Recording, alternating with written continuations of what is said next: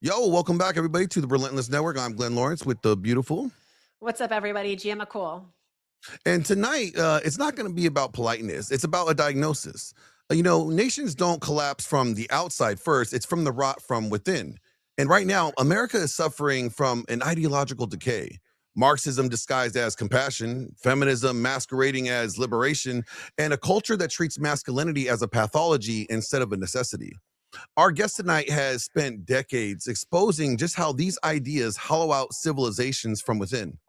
Yes, when a society teaches men to be numb, distracted, angry, and ashamed of masculinity, and then women to resent femininity, accountability, and family, you don't get progress. You get a society easy to control because men and women are too busy fighting each other to build strong minds and strong families. Yeah, so are you ready to get into this? It's gonna Yeah, be a good let's do one. it. Let's bring them on. Let's go.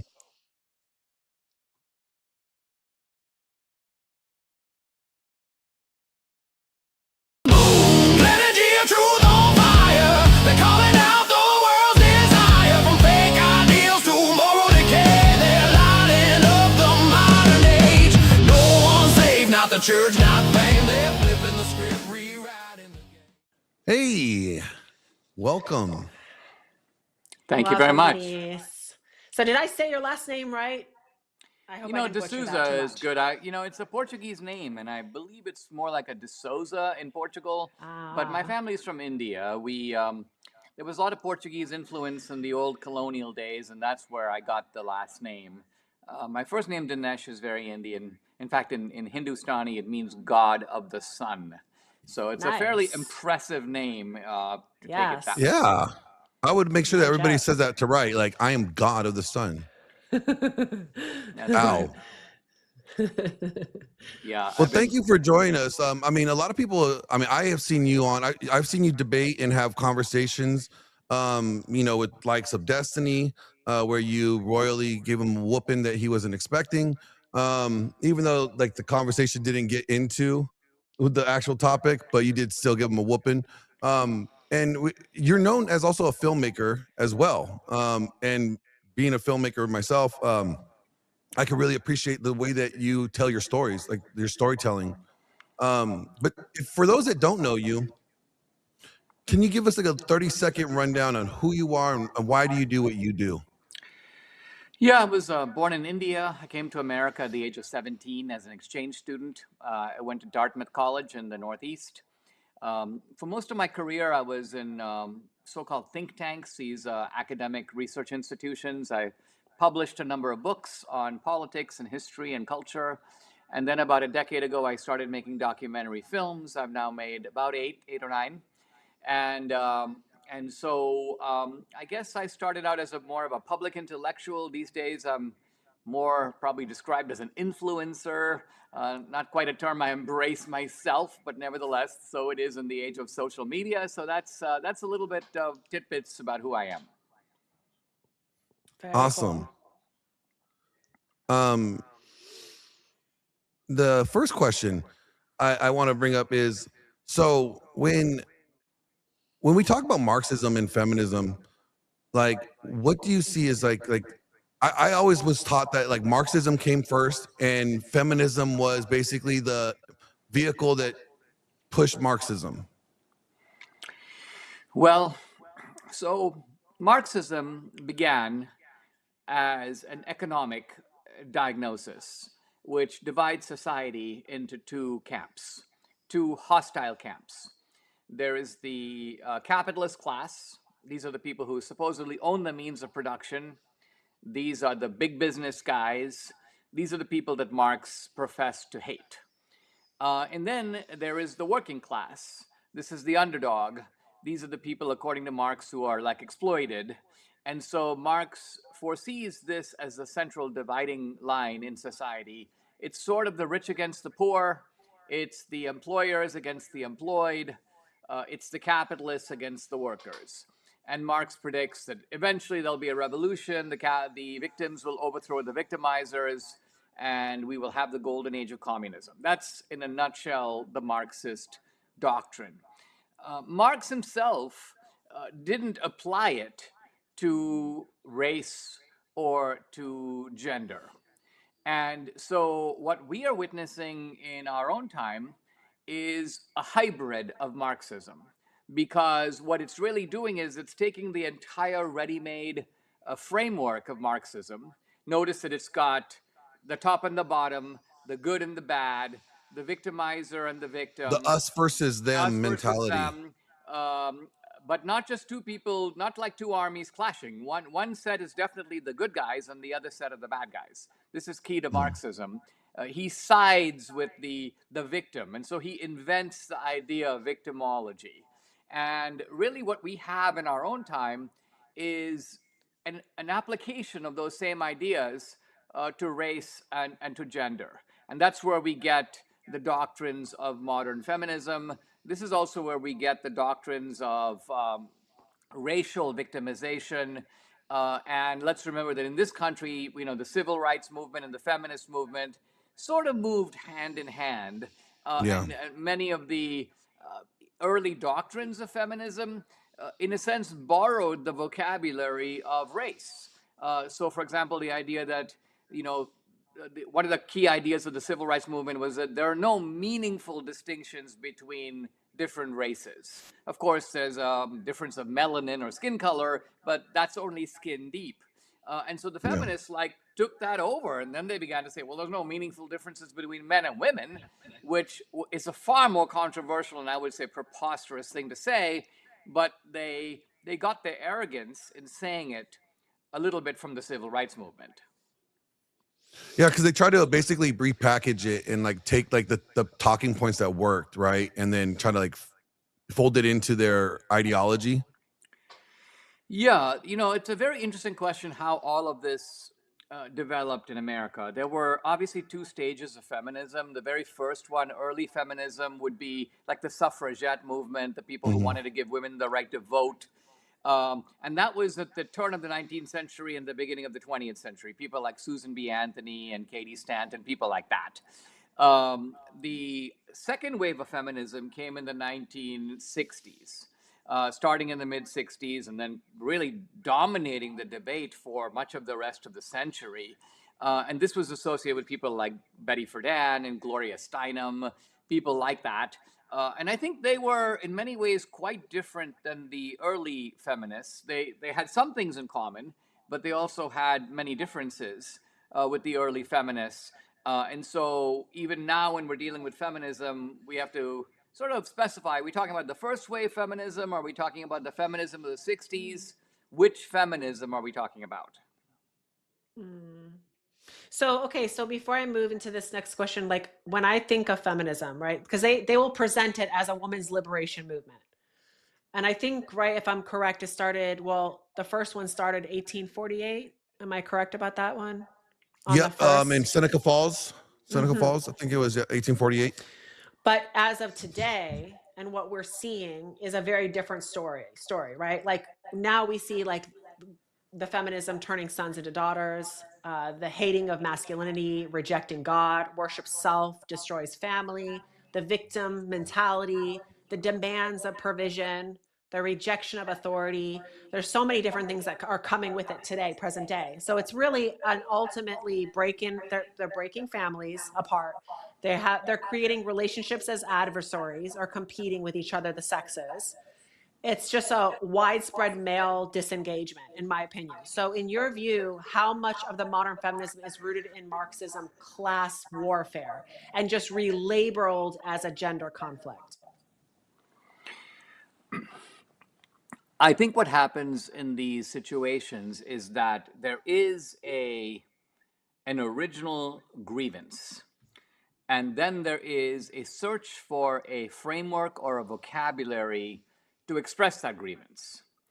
And so the two need to be separated because people don't automatically just become Marxists. Or it's not just that they go to school and college and as a result they come out as a Marxist. It's true that they are battered with a lot of Marxist propaganda, but there's something in that propaganda that also must appeal to them because it fits their way of looking at the world. It feeds their grievance. It suddenly gives their grievance a certain type of power.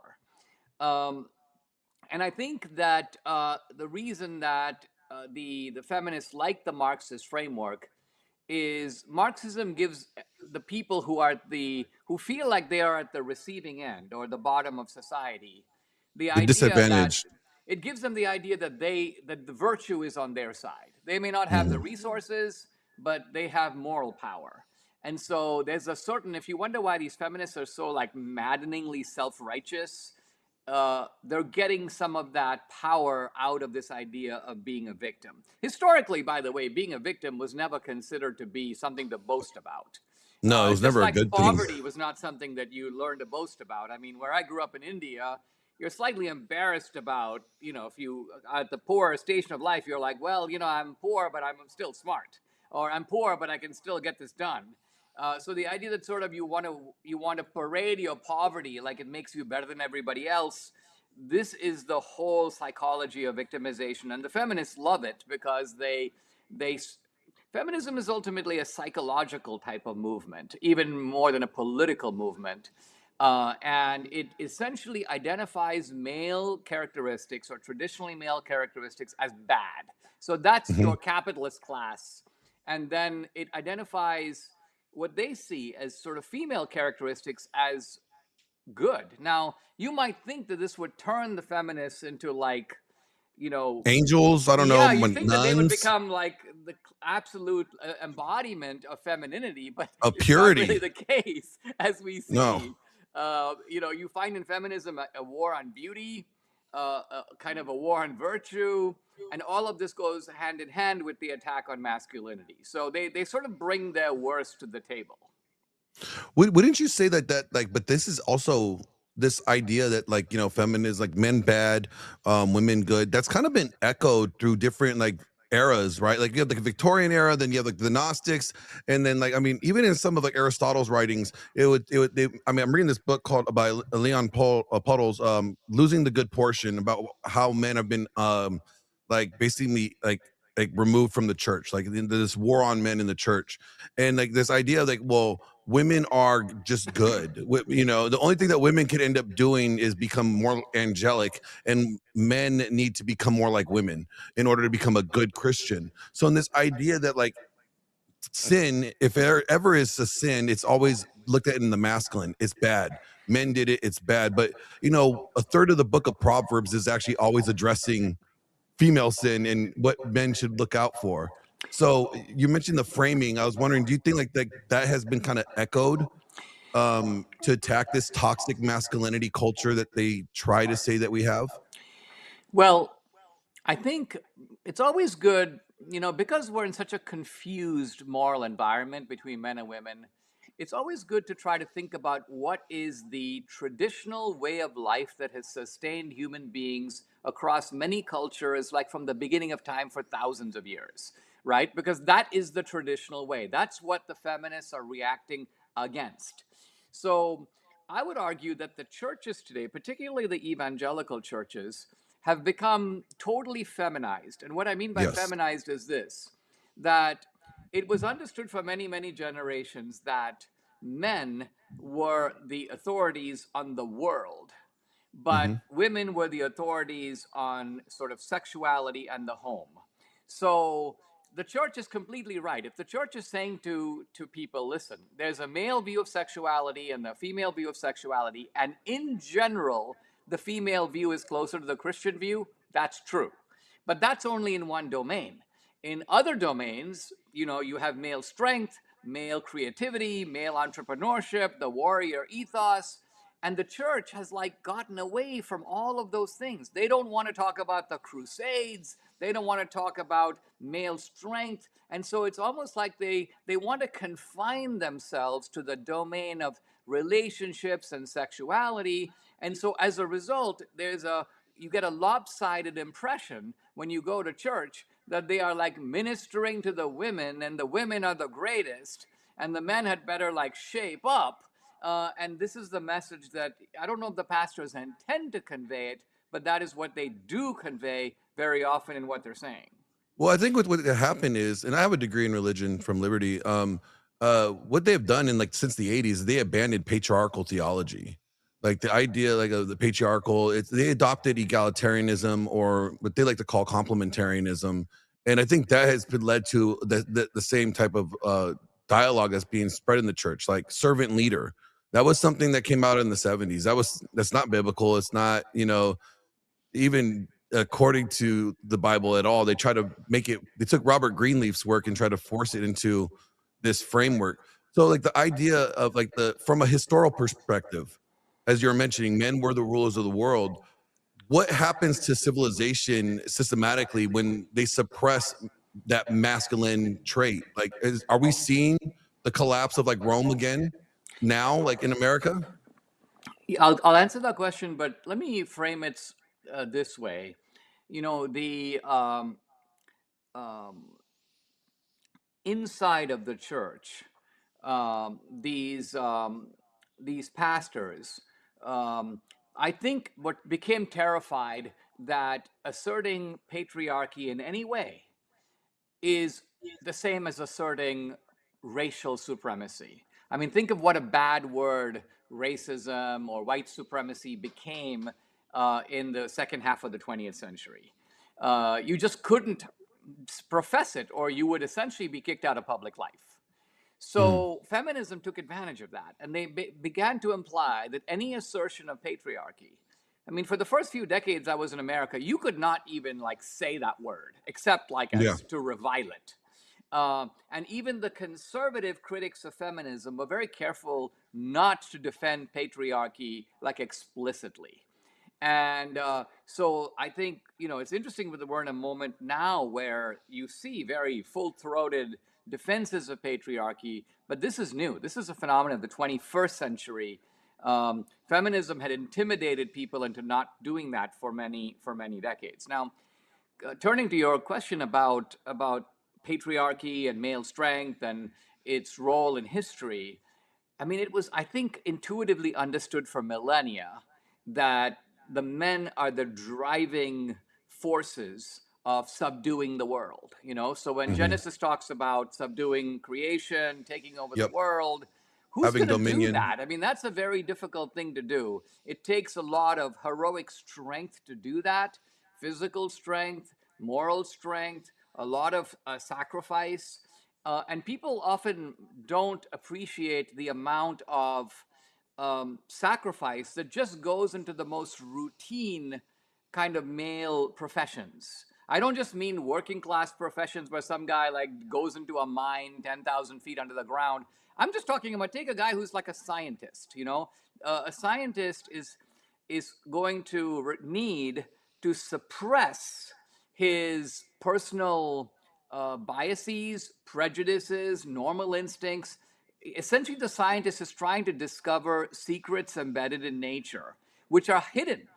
How do you excavate them? They don't advertise themselves. And so the amount of intellectual discipline it takes to do that is immense. And the skills to do it are, you need whole institutions, libraries, universities, conferences, laboratory testing, just to come up with one invention, one thing. This is how mostly men, almost entirely men, built the world. And I think that's something that the feminists pretended. I mean, their starting point is, we already have a world, and we already have Mhm. all these good things. We already have all this technology. So it's very much the way the Marxists operate, because the Marxists never ask this question: how do you produce abundance?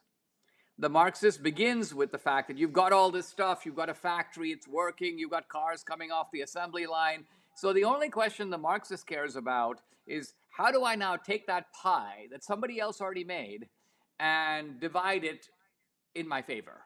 And so similarly, feminists are always talking about, we need more power. They never ask the question, how do you create power? How Yeah, do where did that you, power come from? where does the power come from in the first place? Exactly. And that's why I think it's really backwards, because we know it's anti-men, but I'm starting to think that it's also anti-women, just because like we're told endlessly that strong men or strong women don't need men, right? You hear women go, I don't need a man. And yet we know the data shows that 98% of all frontline combat, the most dangerous, grueling civilian jobs are dominated by men.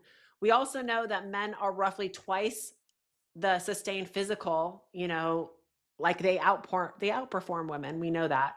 But then when we look at the data on women, we know women are at in this time that we're sitting, they are what? They're the most medicated than ever today. They claim to have 3 times more depression, more anxiety, and PTSD. So that's why, do you think this is not just anti-men, but also anti-women? Because it's going against both, really. It's hurting both sides. Absolutely. Think of it this way: we have this scissors phenomenon, or seesaw phenomenon, that is simultaneously feminizing men and masculinizing women to the detriment of both. Because, and in fact, not only that, but it puts an automatic chasm between men and women, because the last thing that a man wants is a masculinized woman. The whole basis of romantic attraction, of chemistry, of the relationship between the sexes is based upon the idea of difference, and the idea of combining forces where each partner brings great strengths and the whole is greater than the sum of the parts. I mean, that's the argument for marriage and family, right? It's that you can live in your house, or I can live in my house, or we can create a home together, and it's going to be better than what you could do separately or what I could do separately. So we're seeing here a very destructive obliteration of very fundamental ingredients of human nature. In my view, far more damaging than the so-called civil rights movement has become very twisted, DEI, all of this nonsense, and it has done harm in our society, but not as much harm as the obliteration of key distinctions between the sexes, because sex is more fundamental than race. Nobody would say that sex is only skin deep. It goes all the way. In fact, if you think about All the way down to the cellular level. well, I Right. mean, exactly. No one is created in the world other than males and females. Uh, Yep. that is the way. That is the essence of our humanity. We only So come in these two brands. it's going against biology. Exactly, against nature, as the Greeks would say. Yeah. Let's talk policy and laws here. Now, you mentioned DEI, right? We've seen these mandates override like merit in our government, in our education, even in military. Is this a simple cultural pressure, or like do you find it like this is an intentional like restructuring of the power, like to align with more Marxist theory? When I was a student in the 1980s, the colleges were dominated by two groups, and they were not the same. There was the classical liberals of the 1950s and the new leftists who were coming out of the Vietnam War, they were coming out of the feminist movement. These were the radicals. So the first group, the older group, their idea was the universities have been kind of closed. There have been a lot of the Ivy League schools were all male, for example, and so they had a somewhat gentle view about let's open up the doors and let in groups of people who have not traditionally been in these universities, been in these jobs. So this was a project that I supported. But the younger generation was much more radical. And their idea was no, we have to smash the patriarchy and we have to overthrow white supremacy and we have to undermine the institutions of our society and we have to rearrange the deck chairs of influence and power. And ultimately, what happened is that older generation retired, they quit, in some cases, they were pushed out. And then this self-replicating younger group took over the campuses and began this radical project, the effects of which we are seeing now. So this was the victory of the inevitable victory, because it was a demographic victory of the younger radical leftists of the 60s and 70s over the previous generation of Yeah. the 40s and 50s. So Mm. when so it was like on a matter of a time, basically, because like of due to the narrative that they bought into. Well, what happened is there were some, injustices, or not injustices, but there were some anomalies that opened the door for them. For example, universities customarily gave preference to their own alumni. Why? Because private universities raise money from their alumni. So they thought it's only reasonable if, the parents have been giving money to the university and the alumni have been contributing, their kids should get a little break in getting in. This is the alumni preference. And Yeah. so when affirmative action started, when DEI started, basically what happened is that the activists who were pushing it said, well, we're not against merit. The universities are already giving benefits to alumni kids. They're already giving benefits to some of their donor kids. So all we are doing is adding our group to the list. The difference, of course, was that the university might be admitting a handful of alumni kids, and what these guys wanted to do is completely rearrange Yeah. the way these universities are structured. And they were able to do it, and not to mention the fact that they were talking about preferences of a much greater magnitude. So you might say that in a college that only takes A students, they were willing to let an alumni kid get in with an A minus. But these kids wanted to get in with like B's and C's, a whole Yeah, like they different weren't matter. even ready. Yeah, they weren't even at the caliber needed to thrive in that educated arena. I mean, my roommate was a good guy. I was in a triple with two roommates, but one of them was a black kid from Queens. He got to a decent school, but within about 2 months of being at Dartmouth, I could see the guy. He was completely frustrated. He could not understand any of his classes. He Mm. was out of his depth completely. And so I noticed that what was happening to him was, instead of working harder, or instead of saying, well, listen, maybe I should go 5 years, maybe I should take some remedial classes, he did none of this. What he started doing is going to the Afro-Am, and he began to become politically more radicalized. And he began to think that the reason he wasn't doing that well is because Dartmouth was a racist institution, and his professors were racist, and the curriculum was racist. And the whole idea was that if we only had different professors, black professors, a different curriculum, he would do great. So a lot of this really begins with the mismatch of bringing kids to the campus who can't do the work. They're expected to do the work. They become very frustrated, and the frustration is converted into political anger and political agitation. So Mm. like, do you believe the bias is accidental? Because from what I'm understanding, it's a result, basically, them reshaping the justice system is actually a result of feminist legal activism. I don't know if that's correct or not. The Oh, combination, the race activists and the feminist activists work hand in hand. And that's where you mm, got the idea of intersectionality. The idea that sort of I'm doubly oppressed because I'm not only black, but I'm a woman. So I'm a black woman. So I've like, mm, everybody's fighting for the lowest spot on the totem pole. Um, and it's really the hmm, opposite of the old days where everybody wanted to be on top. Now everybody wants to be like at the bottom. right. And they have very cunningly attacked the legal system, the Mhm. political system. I mean, look at the way, for example, they draw these political maps. They draw it in a way to guarantee that a minority candidate will win that seat. Wow. Yeah. Yeah. I mean, what a way to draw a map. And so this is a victory of this race mindedness.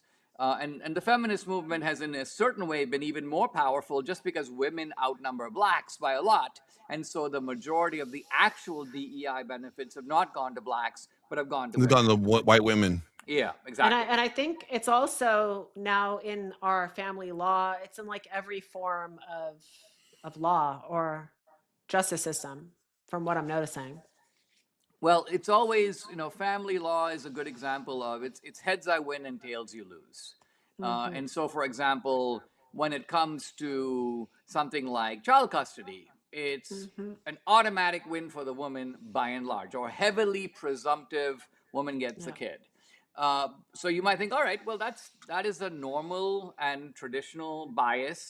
But then when it maybe comes to earning power or the workforce, it should go the other way. But no, uh, somehow when it comes to the workforce, it becomes suddenly a rule of absolute equality. absolutely split your assets in two. Whoever makes more ends up paying whoever makes less, regardless of what different skills they bring to the table. So that's what I mean when I say heads I win, tails you lose. The system is structured so it is. The feminists have made it that way, and weak men have actually gone along with it because in the end, remember, the people who had the power to change the system Have always been originally men. were men. And so men ultimately became the patrons of and the enablers of modern feminism.